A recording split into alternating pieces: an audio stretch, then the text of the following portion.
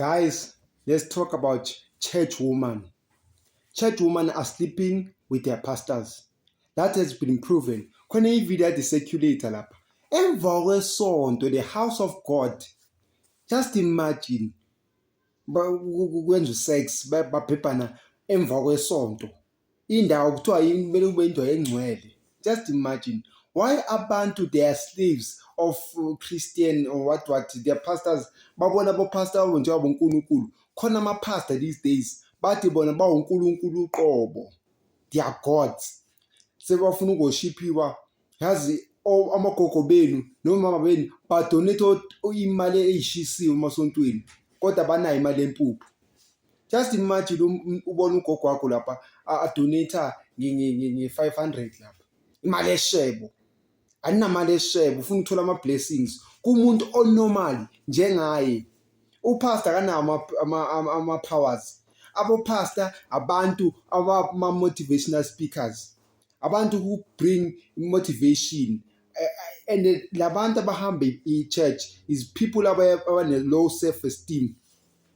Abahamba i-church yibo abalelo self-esteem. Why beso bane-low self-esteem? Abantu mele bayithembe. If abantu bebeyithembe South Africa, believe in their luck and their power that they have individually. Ngaba abantu abahamba ama-church belokhu beqoyelwa ama-pastor, belokhu batshela ukuthi bawuphuza lokhu manzi lawa uzoba ney'nhlanhla inini bathengisa. They're making business now. Church is a business. I'm telling you. Wonke amajita angasebenzi ekasi baba ama-pastor. Umuntu wayejele waphinda wabuya futhi wazoba yipastor manje sebhizi ulala abantwana abancane in the word of the Lord. Yini yona lento leyo?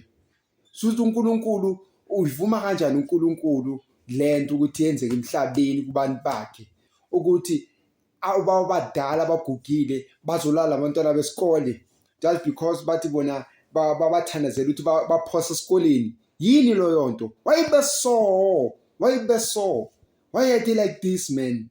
Hayi nyanyanya phela mina bokwenzeka into eyiso. Khona omunye ne warape umntwana umfana, wamrape waphuma amathumbu. Cabanga. Wahamba ubuye ejele, beke ipastor, waphinda ubuya futhi ubuye ejele futhi. Wabuya futhi uyipastor ushumayela ivangeli. Uzobaphinda futhi abarape. Why abantu? Abamajita they become pastors just to sleep with girls. I would they want to serve God or spread. No, they just to sleep with girls. They must slay queen. And they're making money, a lot of money, especially my church now over YouTube now. They pay people to attend churches. Abang, they pay people about 500, 100 rand. It differs, man. Go to which part a church pays. Abang, upatala abantu ba attend the church. Just because through stream and YouTube wins man. Mara. Why am I pastor so? If we don't have anything to do in life, do business, make business things. Somebody keep things ini. Ungaloku khohlisa abantu in the name of Jesus Christ. Uthi uNkulunkulu akayivumi lento, uNkulunkulu akayivumi lento. Who are you to tell us that? Who are you to judge people and say, hey, bayenza indlela ezi-wrong? Yezabo le ndlela, their bodies, impilo zabo. Don't tell people ukuthi wena hayi mina must not do this. Ubulala abantwana besikolo wena. Ube ubusy ujudge abantu ngapho ubusy chamisa abantu. Bayingaka ama-pastor methise abantu like us. Baningabi ama-pastor. Kuthiwa umntana ka-pastor bani, pastor Mbuso, pastor Bando uGqwirha. Hayi madada, hayi guys.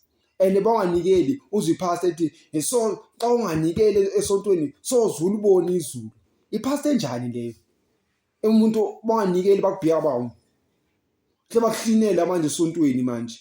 Hayi guys, maningana anything eningayenza madoda ama-pastors nikele indaba enze ize-church. Ikela indaba ze-church.